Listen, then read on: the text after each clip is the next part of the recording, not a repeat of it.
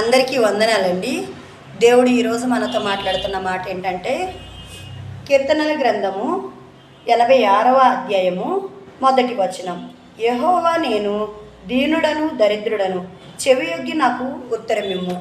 అవునండి, దేవుడికి మనం మొరపెట్టుకునేటప్పుడు ఎప్పుడైనా సరే తగ్గింపు మనసుతో లోబడి దేవుడి దగ్గర మనం మొరపెట్టినప్పుడు దేవుడు మన ప్రార్థన ఆలకిస్తాడు.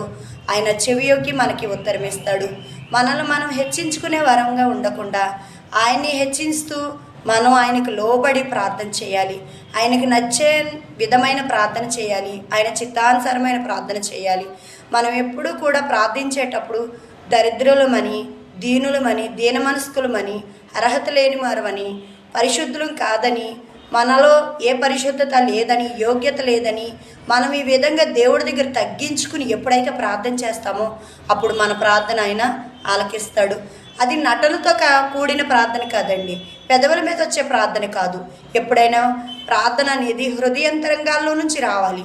ఎప్పుడైనా సరే నిజంగా మనం దీనులంగానే ఆయన దగ్గర మొరపెట్టాలి.